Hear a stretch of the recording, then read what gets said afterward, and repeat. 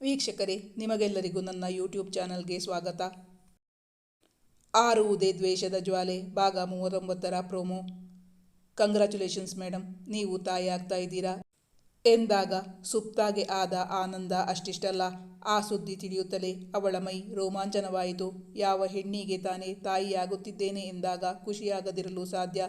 ತನ್ನದೇ ಕರುಳ ಕುಡಿ ತನ್ನ ಹೊಟ್ಟೆಯೊಳಗೆ ಎಂದಾಗ ಅಪ್ರಯತ್ನವಾಗಿ ಅವಳ ಕೈ ತನ್ನ ಹೊಟ್ಟೆಯನ್ನು ನೇವರಿಸಿತು.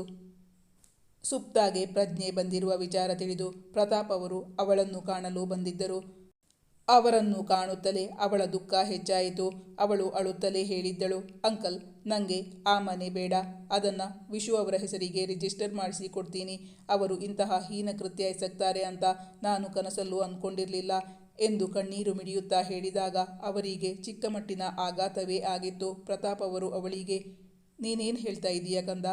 ಇಲ್ಲಿ ಏನೋ ತಪ್ಪಾಗಿದೆ. ಆ ವಿಲ್ನ ಪೂರ್ತಿ ಡೀಟೇಲ್ಸ್ ನಾನು ನೋಡಿದ್ದೀನಲ್ಲ. ವಿಶು ರಕ್ಷಿತಾಗೆ ಅವಳ ಪಾಲಿಗೆ ಬಂದಿರೋ ದುಡ್ಡನ್ನು ಕೊಡೋಕೆ ಅಂತ ಹೋಗಿದ್ದಷ್ಟೇ. ನಿಂಗೆ ಒಂದು ವಿಚಾರ ಗೊತ್ತಾ ಕಂದ? ನಮ್ಮ ವಿಶು ಯಾವತ್ತೂ ದುಡ್ಡಿಗೆ ಆಸೆ ಪಡೋನೇ ಅಲ್ಲ. ಅವನು ಮಾಡೋ ದಾನ ಧರ್ಮಗಳ ಬಗ್ಗೆ ನಿಂಗೆ ಗೊತ್ತಿದ್ರೆ ನೀನು ಈ ಮಾತು ಹೇಳ್ತಾ ಇರಲಿಲ್ಲ ಅನ್ಸುತ್ತೆ.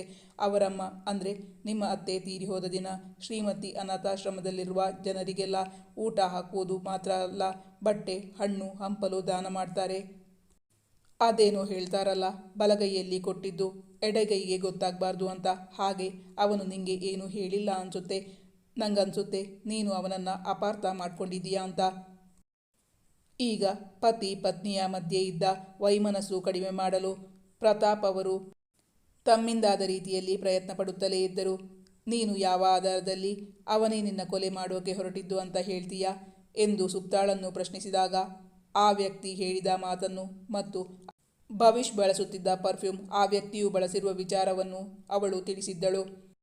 ಸುಪ್ತ, ನೀನವನ ವಾಯ್ಸ್ ಕೇಳಿದ್ಯಲ್ಲ, ಅದು ವಿಶು ವಾಯ್ಸ್ ಆಗಿತ್ತಾ?